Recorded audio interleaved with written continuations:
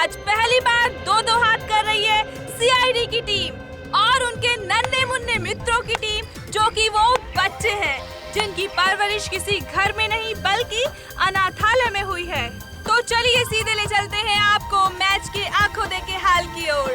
Ball यहाँ है CID के घातक गेंदबाज देखना एसीपी अंकल, अब मैं आपकी इस बॉल पे सीधा चौका मारूंगा। अच्छा, बैट्समैन की गेंदबाज को मैं चुनौती। इतना खराब बॉलर भी नहीं हूँ, समझे? देखना तुम्हें आउट कर देता हूँ क्या नहीं। ऑल द बेस्ट बेटा। Thank you sir. गेंदबाज यहाँ अपनी फील्ड प्लेसमेंट चेक करते हुए।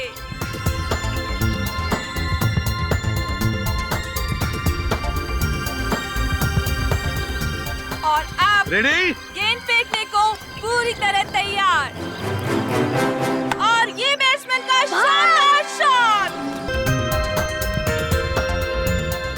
आप सब ने कभी न कभी फुटबॉल या क्रिकेट मैच का मजा तो जरूर उठाया होगा, मगर आज हम आपको पिलाएंगे एक ऐसा कॉकटेल जिसमें क्रिकेट का भी मजा है और फुटबॉल का भी, क्योंकि आज पहली बार दो हाथ कर रही है सीआईडी की टीम और उनके नन्हे मुन्ने मित्रों की टीम, जो कि वो बच्चे हैं जिनकी परवरिश किसी घर में नहीं बल्कि अनाथालय में हुई है। तो चलिए सीधे ले चलते हैं आपको मैच के आंखों देखे हाल की ओर। बॉल यहाँ है सीआईडी के घातक गेंदबाज देखना एसीपी अंकल, अब मैं आपकी इस बॉल पे सीधा चौका मारूंगा। अच्छा, बैट्समैन की गेंदबाज को मैं इतना चुनौती। खराब बॉलर भी नहीं हूँ, समझे? देखना तुम्हें आउट कर देता हूँ क्या नहीं। ऑल द बेस्ट बेटा। Thank you sir. गेंदबाज यहाँ अपनी फील्ड प्लेसमेंट चेक करते हुए।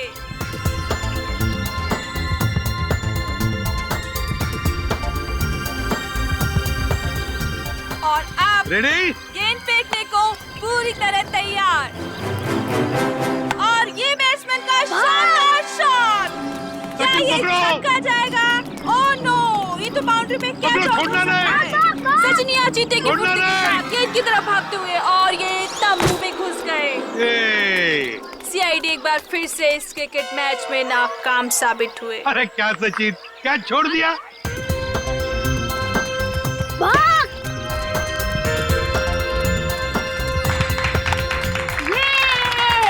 अरे देखा अंकल, हमने कहा था ना कि हम आपकी सीआईडी टीम को क्रिकेट मैच में हरा देंगे।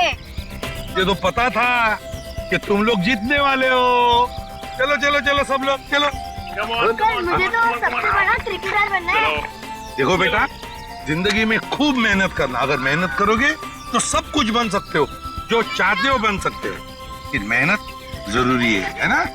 अच्छा अंकल, अब दोबारा हमारे साथ खेलने कब आओगे? बहुत जल्दी आएंगे और सबको लेकर आएंगे। हाँ?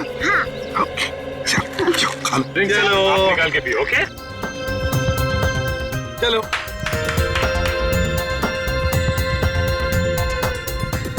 श्रेया, श्रेया लंच टाइम, सबको ले आओ। ओके बच्चों, चलो लंच ब्रेक, खाना खा लेते हैं। मैं जा रही हूँ। मैं भी आता हूँ। अरे रुको, अकेले मत जाना, मैं आ रही हूँ। सॉरी रोना नहीं।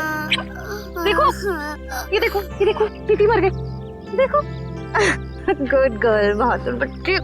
जाओ इशिता, इसे लेकर जाओ, मैं तारा और चिंटू को लेकर आती हूँ। जाओ तारा, चिंटू, तारा, चिंटू। हाँ चले गए। चिंटू प्लीज बाहर आ जाओ। तारा,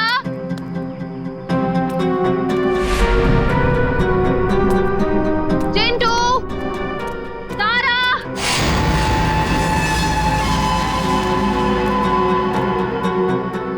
चलो यार, भूख लग रही है। तारा, देखो एसीपी सर बहुत डांटेंगे। चिंटू,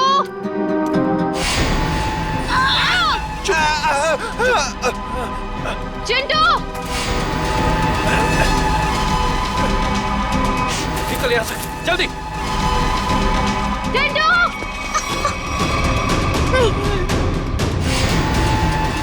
ए, रुक।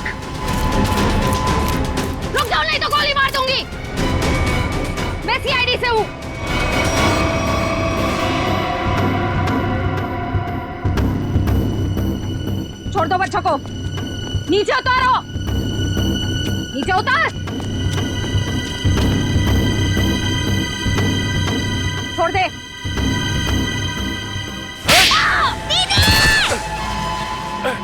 रुक, निकल जल्दी। रुक जाओ चिंटू।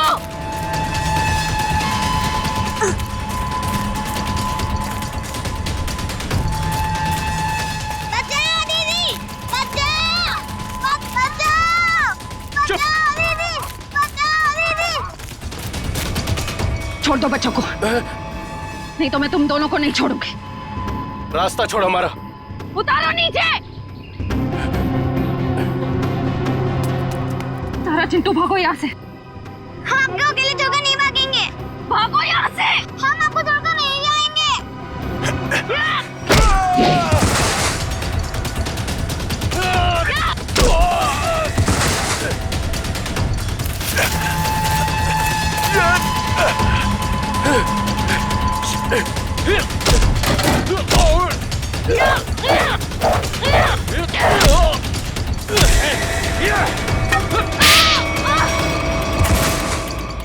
छोड़ उसको, चल यहाँ से। हाँ चल निकल, जल्दी जल्दी कर।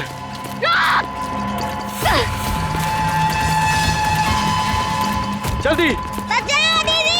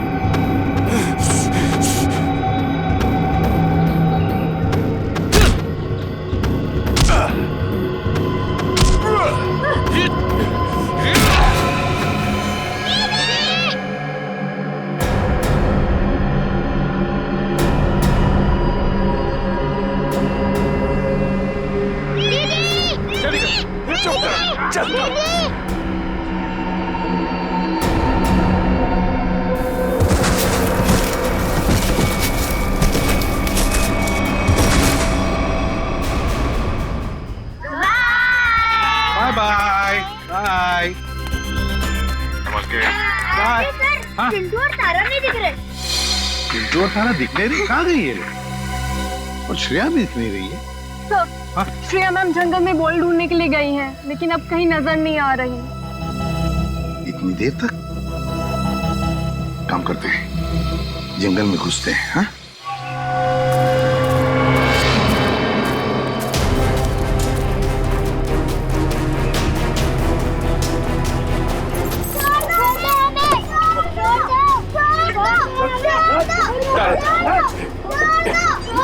चल जल्दी।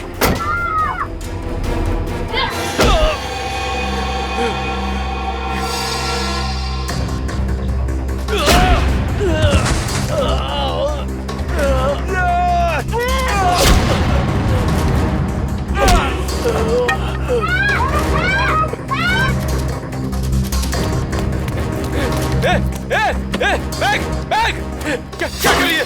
बैग बैग छोड़, निकल यहाँ से। चल जल्दी कर, चल।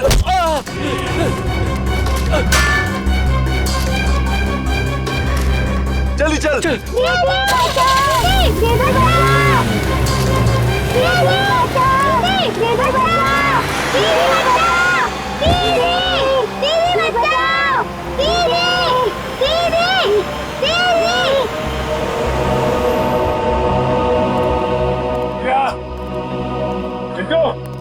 श्रेया, तारा, श्रेया, चिंटू, श्रेया, चिंटू, सर, हाँ? देने की सर। क्या सचिन? सर यहाँ पे खून की बूंदें पड़ी हुई।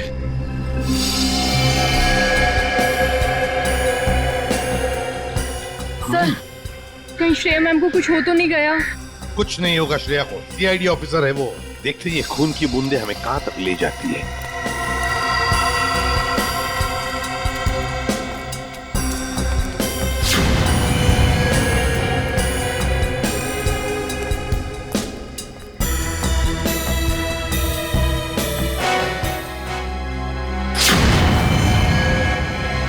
सर वो रही श्रेया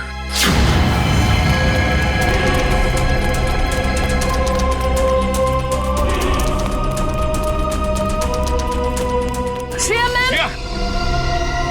तुम श्रेया? श्रेया?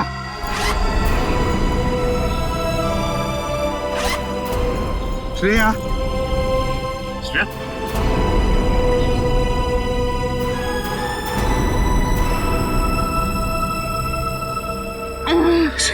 सर क्या हुआ? किसने किया ये? क्या हुआ? ब्रीफकेस। ब्रीफकेस? हाँ सर, कौन सी ब्रीफकेस? वो ब्रीफकेस उधर। सचिन देखो जरा, जाओ। श्रेया किसने किया ये? बच्चे कहाँ हैं? कहाँ है बच्चे? सर वो तारा और चिंटू को दो गुंडे उठाकर लेकर गए थे। तुमने देखा उनको? चेहरे देखे उनके? नहीं सर, उन्होंने मास्क पहने हुए थे। एक व्हाइट कलर की वैन में दोनों बच्चों को उठाकर लेकर गए वो।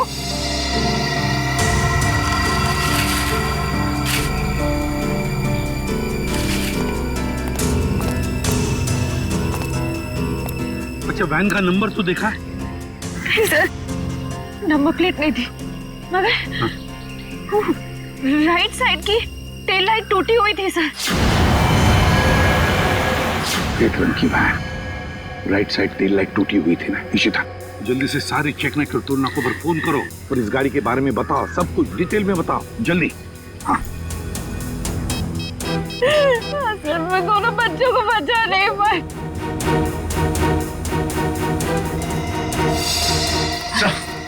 हाँ ये रहा वो ब्रीफकेस।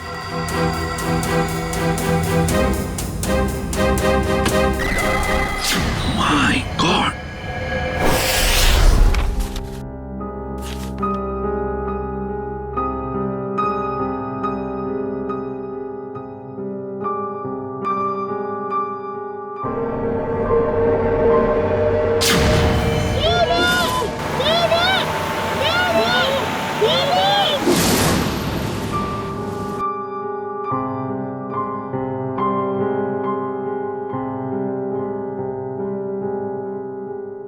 श्रेया मैम,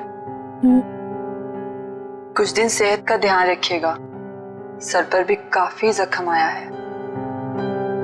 ये जख्म तो भर जाएंगे तेरे। बच्चों को भी गुंडों से बचा नहीं पाए। इस बोझ को मैं कभी झेल नहीं पाऊंगी। श्रेया क्या कर रही हो तुम? ऐसा मत सोचो, उन बच्चों को हम बहुत जल्द ढूंढ निकालेंगे। और फिर तुमने वो ब्रीफकेस छीन लिया हाथ से उसके। एक बार डॉक्टर साड़ू के उस ब्रीफकेस से कोई सॉलिड सबूत निकाल लें, उन बच्चों तक हम बहुत जल्दी पहुंच जाएंगे। डॉक्टर साहब कुछ मिला क्या? किसी औरत का हाथ है, हाथ पर मेहंदी लगी हुई है और नाखूनों पर नेल पॉलिश है। डॉक्टर साहब ये सब हमें पहले से पता है, कोई खास डिस्कवरी हो तो बताइए। हाँ है ना, लगता है इस औरत ने हाल फिलहाल में ही मेहंदी लगाई है, क्योंकि मेहंदी का रंग बहुत गाढ़ा है। ये डिस्कवरी है? अरे ये सब पहले से पता है सर। कुछ और अभी नहीं पता लग सकता है यार। मजाक है क्या सब कुछ यार? पहले इस हाथ को लेबोरेटरी में भेजो, फॉरेंसिक लैब में, वहां पर डीएनए टेस्टिंग होने दो, उसके बाद पता लगेगा ना यार। फिलहाल तुम इतना तो पता लगा सकते हो कि जहां से हाथ मिला है वहां पर कोई शादी ब्याह हुआ है क्या?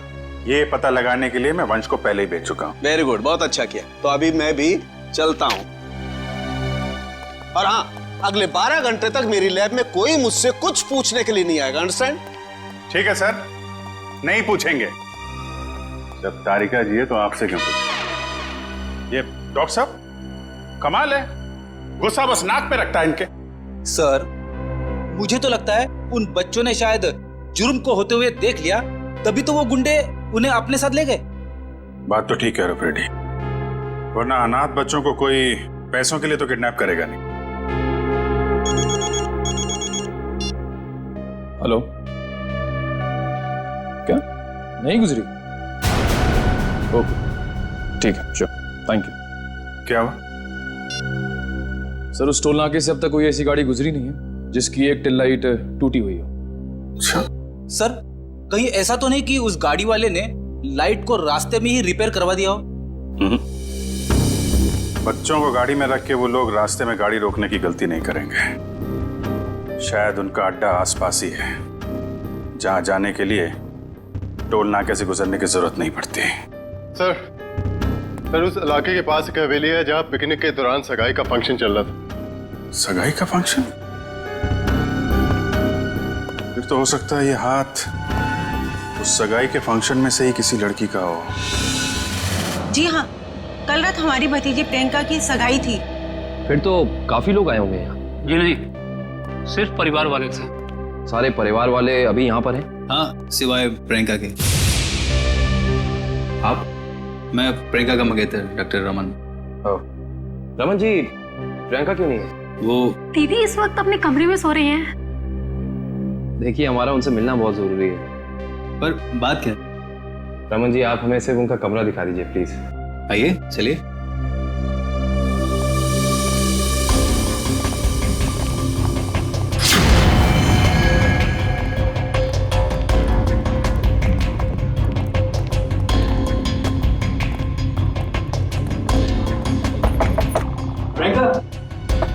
प्रियंका, उठो। प्रियंका, एक काम भाई, इस कमरे की डुप्लीकेट चाबी लेकर आइए। प्रियंका रोज इतनी देर तक सोती है? दोपहर का 1 बज रहा है। नहीं, वैसे तो जल्दी उठ जाती है। शायद सगाई की थकावट होगी इसलिए नहीं उठी है वो।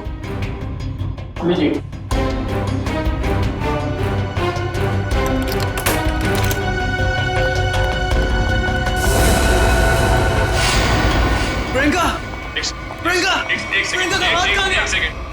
प्रियंका, प्लीज आप बाहर चलिए। Sir please. Sir, she is dead. जिस बात का शक था वही हुआ।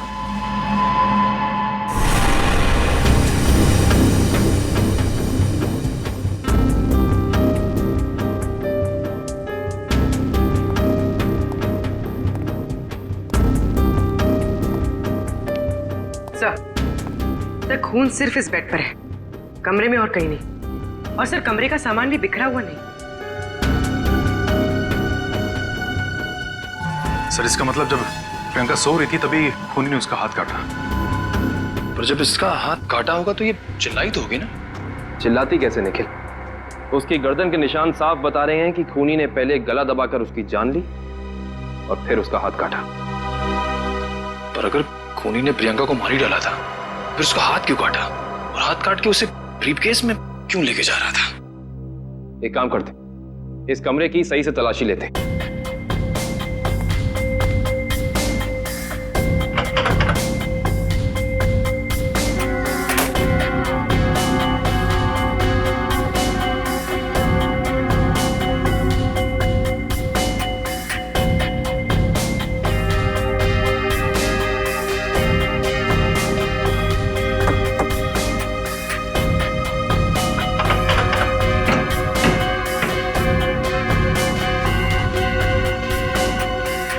कमाल है, सारी खिड़कियां बंद हैं, दरवाजा बंद है, तो खूनी इस कमरे में आया कहां से?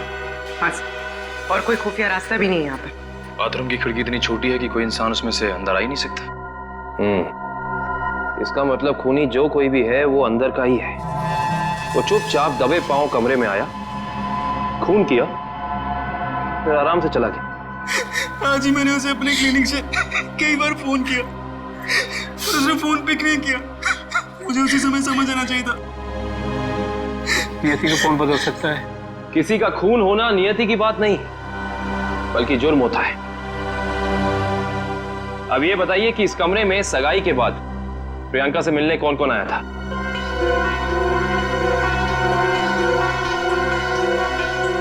सबकी जबान पे तो ताला लग गया। इस ताले को खोलने का तरीका है हमारे पास। इस कमरे के बाहर जो सीसीटीवी कैमरा लगा है उसकी फुटेज हमें बताएगी कि इस कमरे में कौन कौन आया और कौन कौन गया।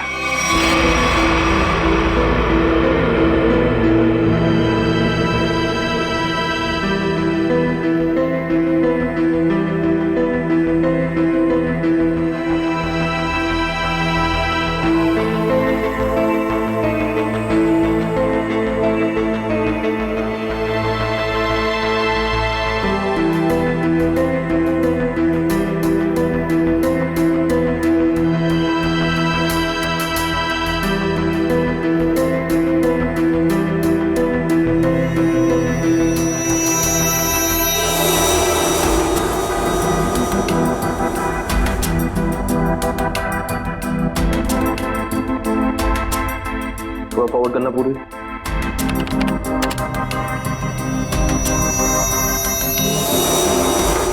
पॉज करना। ये आदमी प्रियंका के कमरे में बहुत सारा गिफ्ट लेके गया, लेकिन 1 मिनट में वापस आ गया। हाँ, निखिल एक काम करो, घर वालों को अंदर लेकर आओ।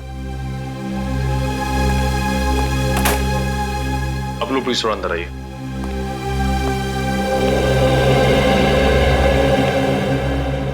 आइए। आप लोग इस आदमी को जानते हैं? ये हमारे होटल का मैनेजर है। अच्छा, पहले तो दिखा नहीं। मैनेजर को लेकर आना। Yes sir. थोड़ा फॉरवर्ड।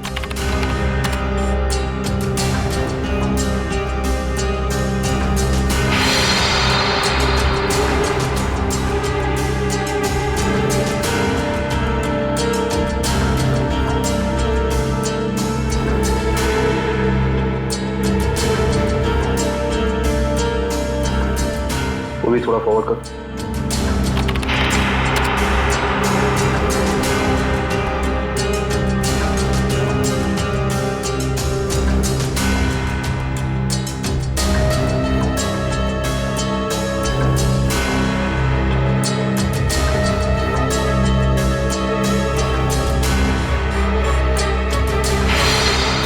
पॉज कर।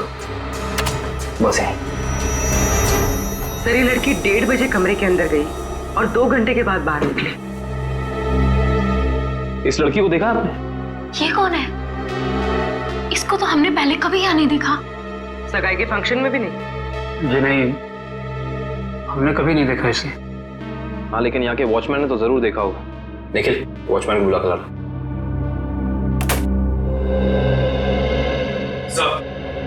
सब जगह देख लिया मगर मैनेजर कहीं मिला नहीं सर। मिला नहीं? सुबह तो यही था, शायद मार्केट गया होगा सब्जी लेने के लिए। कमाल है, पहली बार सुन रहा हूँ कि इतने बड़े होटल का मैनेजर बाहर सब्जी लेने जाता है। ये इस होटल के वॉचमैन, क्या नाम है? रिंकू। रिंकू जी, इस होटल के मैनेजर को तुमने यहाँ से बाहर जाते हुए देखा था? नहीं सर। इस लड़की को देखा था? हाँ सर, ये तो वही लड़की जो कल रात प्रियंका मैम से मिलने आई थी। क्या? कोई भी अरे घर आएगा प्रियंका से मिलने, और तुमने अंदर जाने दिया? नहीं साहब, हमने पहले प्रियंका मैम को फोन किया उनके रूम में, उन्होंने बोला आने दो, तो हमने आने दिया। इसका मतलब प्रियंका इस लड़की को जानती थी, और आप लोग कह रहे हैं कि आप इस लड़की को जानते नहीं। रिंकू, एक बात बताओ, ये लड़की कल होटल अपनी गाड़ी से आई थी या फिर? सर, ये लड़की टैक्सी से आई थी। टैक्सी? उस टैक्सी का कोई नंबर रिकॉर्ड किया तुमने, कहीं लिखा कुछ?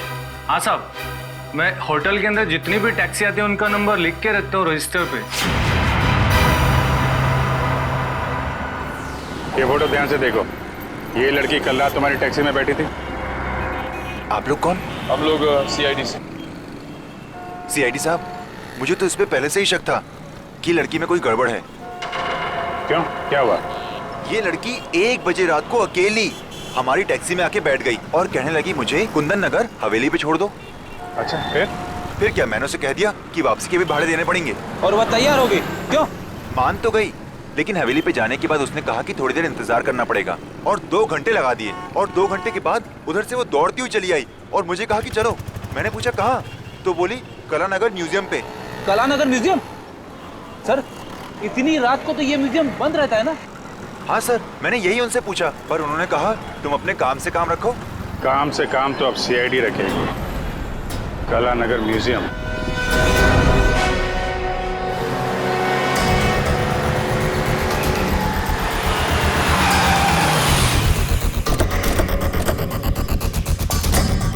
टोल नाके से पहले यही वो घना जंगल है जहाँ पे वैन छिपाई जा सकती है। हाँ सचिन, वैन यहीं कहीं होनी चाहिए, चेक करना पड़ेगा।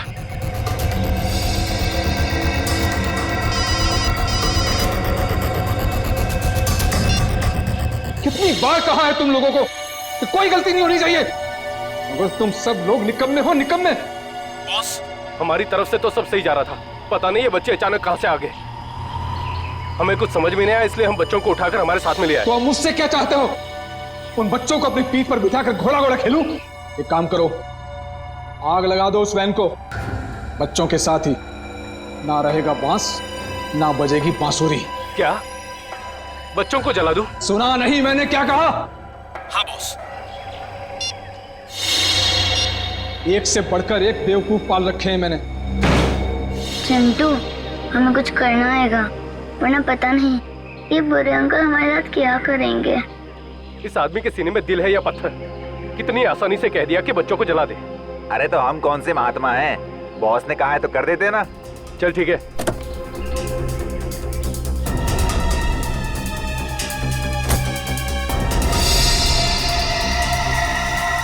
ए जल्दी करना। अरे रुकना, हलवा है क्या? कर रहा हूँ ना। ये ले पकड़। चल जल्दी से डाल।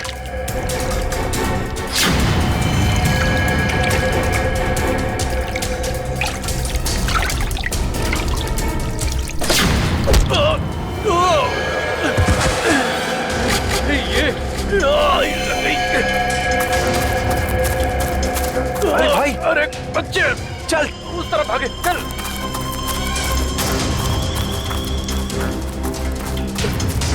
जल्दी कर, कहाँ गए? जा उधर देख।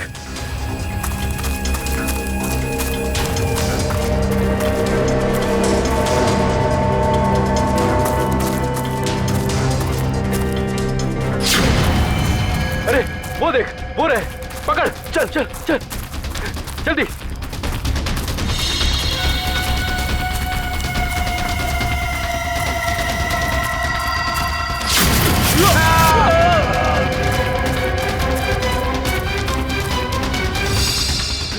पूरे हाँ, चल चल।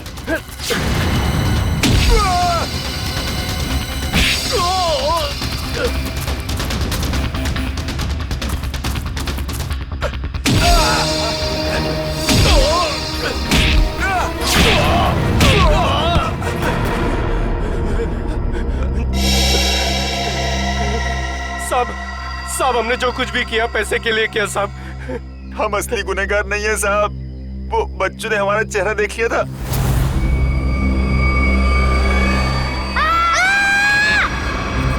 इसलिए हम उन्हें अपने साथ उठा लाए। कौन है असली गुनहगार? बोल, नाम बता उसका। हमने उसका चेहरा नहीं देखा साहब, क्योंकि वो गाड़ी में आया था और पैसे देके चला गया साहब। गाड़ी में आया था तो उसका गाड़ी नंबर, मोबाइल नंबर, घर का नंबर कुछ तो याद होगा। साहब उसका मोबाइल नंबर है मेरे पास। देखो, जल्दी कर। देता हूँ साहब, ये वाला सर। है कौन ये मिस्टर एक्स? सर इस म्यूजियम में पहले आप आ चुके हैं? हाँ, एक बार आया दया के साथ। तो वैसे मुझे भी म्यूजियम में आके एंटीक चीजें देखना काफी पसंद है सर। फिलहाल हमें तो ये पता करना है कि वो लड़की इस म्यूजियम में क्या करने आई थी। सॉरी, एक मिनट। सॉरी बोला ना, गलती से धक्का लग गया। 1 मिनट। जो गुनाह आपने किया है उसके लिए सॉरी कुछ भी नहीं है। क्या? एक मामूली सा धक्का लगने को आप गुनाह का नाम देंगे? उसे नहीं, लेकिन खून करना तो एक गुनाह है। क्यों किया प्रियंका का खून? क्या उनका खून हो गया? ये नहीं हो सकता। बंद करो ये मगरमच्छ के आंसू। जो पूछा उसका जवाब दो। मैंने किसी को नहीं मारा, मैं तो सिर्फ वहां उनकी मदद करने गई थी। रात को 1:30 बजे ऐसी कौन सी मदद चाहिए थी प्रियंका जी को?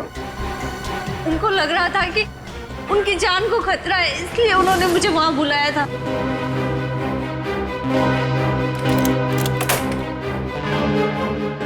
थैंक गॉड तुम आ गई।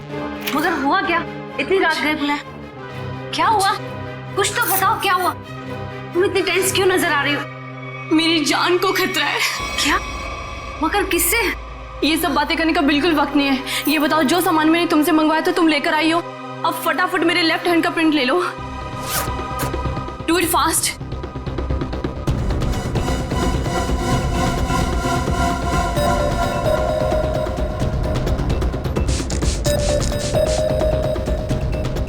अपना लेफ्ट हैंड यहाँ रखो।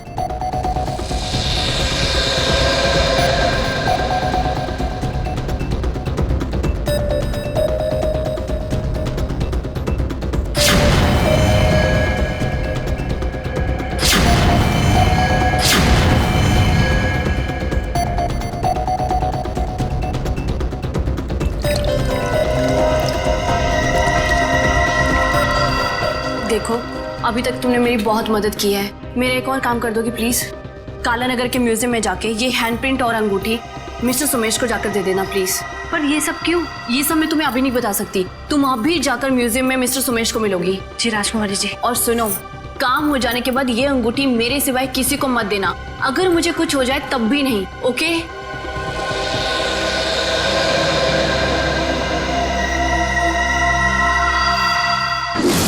तो उन्होंने अपने हाथ का इम्प्रिंट बनवाया और उसे म्यूजियम के मैनेजर सोमेश को देने को कहा? जी। मगर उसने अपने हाथ का इम्प्रिंट बनवाया क्यों?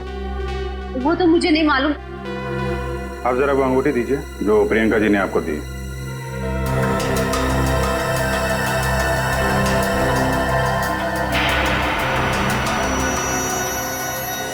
ये तो काफी अनमोल लगती है। सर, ये अंगूठी, वो कटा हुआ हाथ, ये म्यूजियम, सब कुछ समझ में नहीं आ रहा है। इसका जवाब तो अभी ये मैनेजर सोमेश जी देंगे। ये बहुत प्रसिद्ध और पुरानी पेंटिंग है। राजा रवि प्रताप ने इसे बनवाया था। इस तरह की कलाकारी करने का उसे बहुत शौक था। Mister Somesh. Yes. CID. CID? क्या बात है सर?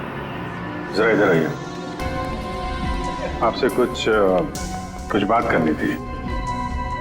कीजिए ना सर, मुझसे कोई गलती हुई क्या? नहीं, वो बात नहीं है। आप जरा ये अंगूठी देखिए, इसे पहचानते हैं? जी हाँ, ये राजकुमारी प्रियंका जी की अंगूठी है। आपके पास कैसे आई? ये हमें रागनी ने दी है।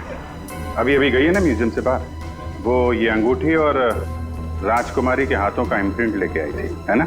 जी हाँ, इस म्यूजियम में काफी सारे राजघरानों के जो यहाँ के ट्रस्टीज हैं उनके पर्सनल लॉकर्स हैं। जब कभी खास एग्जीबिशन होता है तभी हमारे लॉकर में रखे हुए पुश्तानी हीरे जेवरात हम उसमें पेश करते हैं। लेकिन लॉकर्स खोलने के लिए लॉकर्स के मालिक को आना पड़ता होगा ना यहाँ पे? जी नहीं, ये जरूरी नहीं।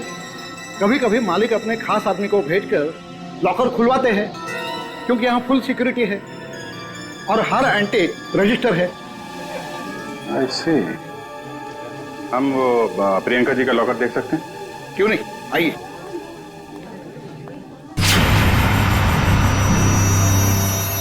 ये रहा उनका खास लॉकर। प्रियंका जी के हाथ का इम्प्रिंट इसका पासपोर्ट था। सर, इसलिए प्रियंका का हाथ? क्या हुआ? नहीं, कुछ खास नहीं।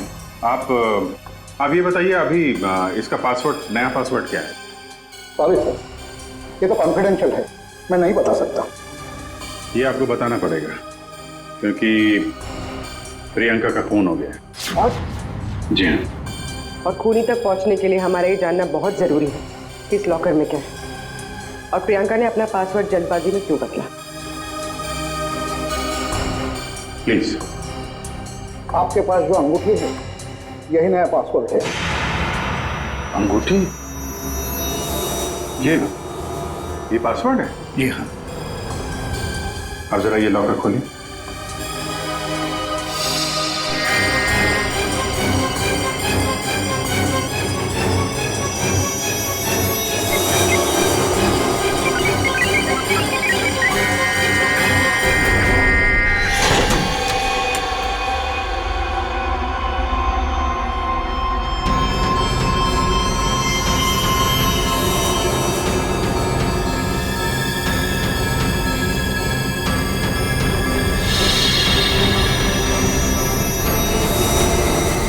इतने सारे जेवर? मतलब सर ये सब कुछ इसके लिए हुआ। लग तो ऐसा ही रहा है।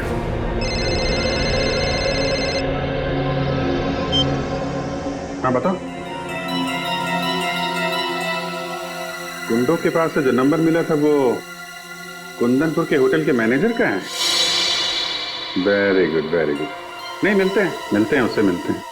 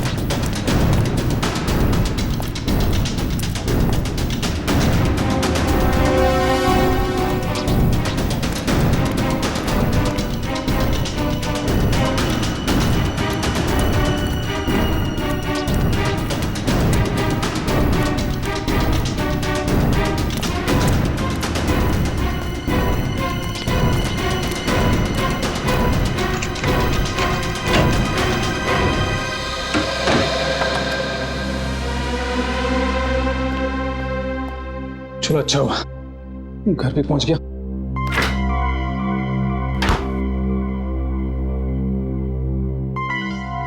किसी ने देखा भी नहीं सिवाय हमारे सीआईडी। हाँ सीआईडी। चल बैठ। बोल राजकुमारी का खून क्यों किया तूने? मैंने राजकुमारी को नहीं मारा सर। मैंने तो जो किया वो उसके कहने पे किया। किसके कहने पे किया? पता नहीं सर, मुझे तो एक पर्ची मिली थी, उस पे लिखा था कि मैं राजकुमारी के कमरे की खिड़की खुली छोड़ दूं। अच्छा, ताकि खूनी कमरे के अंदर जाए, राजकुमारी का खून करे और खिड़की के बाहर से खिड़की बंद ऑटोमेटिक, किसी को पता भी नहीं चलेगा। जी। अच्छा, उसने तुझे पर्ची दी और तूने काम कर दिया। असली बात बता, क्यों किया तूने? सर वो उसने मुझे धमकी दी थी कि अगर मैंने उसकी मदद नहीं की तो मेरे अतीत के बारे में सबको बता देगा कि मैं जेल गया था। अच्छा, जेल जाके भी सुधरा नहीं है? पर्ची कहाँ है? सर वो तो मैंने फाड़ के फेंक दी। फाड़ के फेंक दी? वो तो फाड़नी ही थी। तुझे एक पर्ची पे धमकी दे दी, तूने इतना बड़ा काम कर दिया। ये हो नहीं सकता। असली बात बता, क्यों किया तूने ये सब? बता। देखिए सर, मैं सच कह रहा हूँ, मुझे कुछ नहीं पता सर। ये ऐसे नहीं मानेगा इसको तो मैं। नहीं, रुको। तुम लोग जरा बाहर जाओ, मैं संभालता हूँ इसको। सर बाहर बहुत पब्लिक है, कहीं बाहर ले चलो। बाहर काम मैं संभाल लूंगा। चल जा।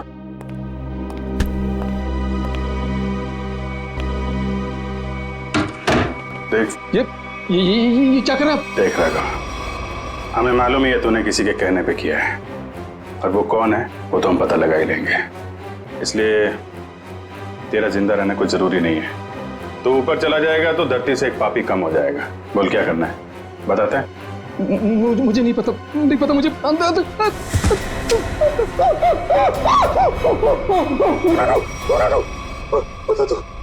बोल। मुझे 10 लाख रुपए दिए थे उसने। 10 लाख रुपए? आजा भाई।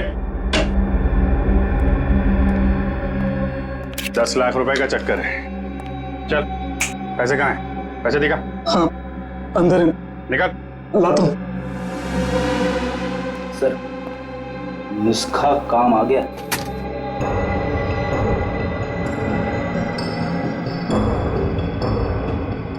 सर, इसमें से तो अजीब सी गंध आ रही है, जैसे हॉस्पिटल में दवाइयों की आती है।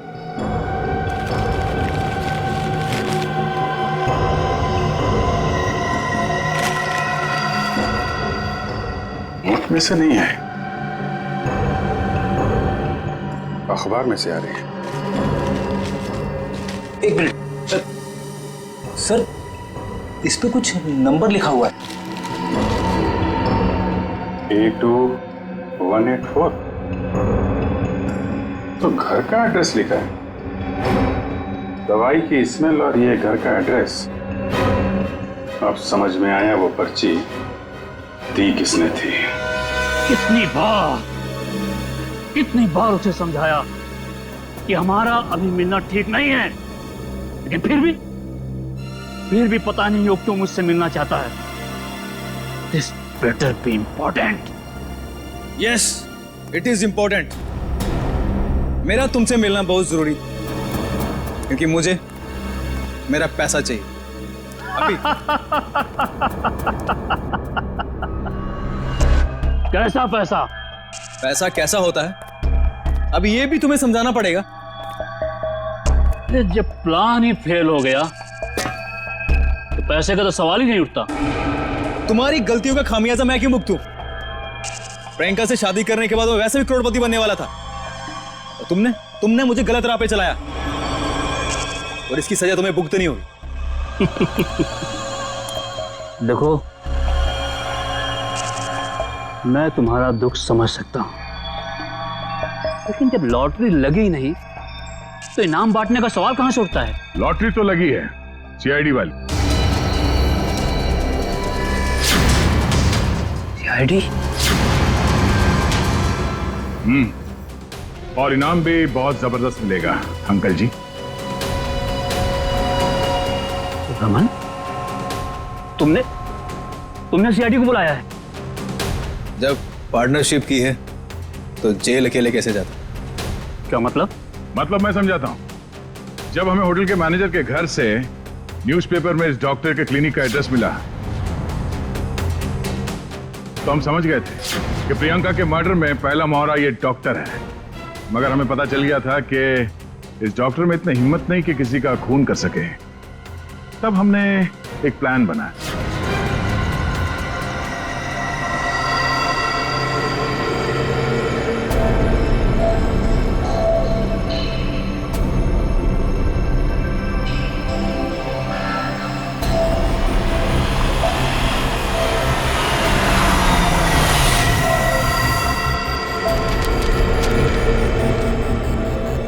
तुम्हारा भांडा फूट चुका है। अपनी भलाई चाहते हो तो मुझसे मिलने आओ, वरना सीआईडी को सब बता दूंगा। आज तुझे अपने इस धोखे की कीमत चुकानी होगी, अपनी जान देकर।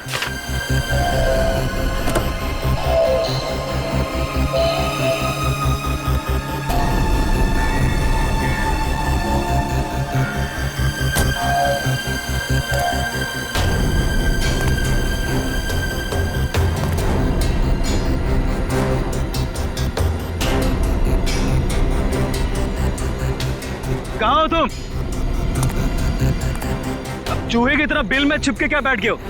लो, मैं आ गया। क्या हुआ? डर गए क्या? अब डरने की बारी तुम्हारी है।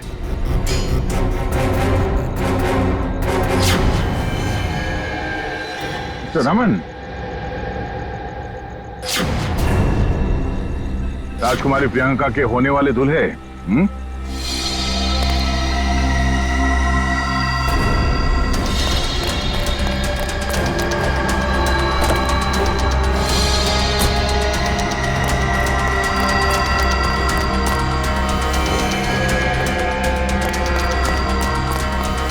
बहुत बड़ा धक्का लगा। हम यहाँ पे देखते हैं।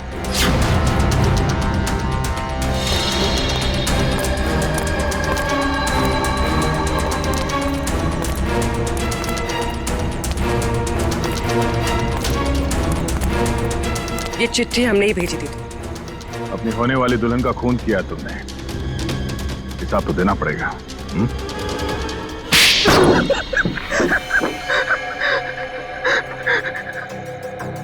ठीक कह रहे आप लोग, हमने ये सब प्रियंका की दौलत पाने के लिए किया था। हाँ, और अब फटाफट अपने पार्टनर का नाम बता दे जिसके साथ मिलके तूने ये पूरी खिचड़ी पकाई है। चलो अब फांसी के फंदे के लिए तैयार हो जाओ। अरे इसके पहले मैं तुम लोग को ऊपर पहुंचा दूंगा।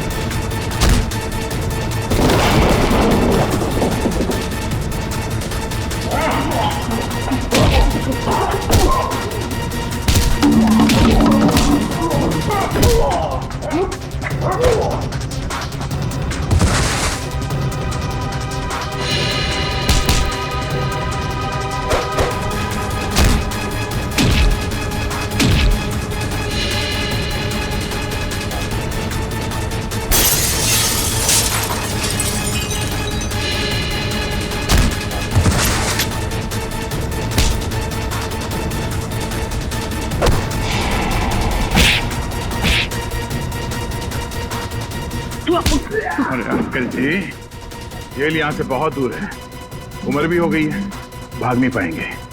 सीआईडी की जीप में छोड़ देते हैं आपको।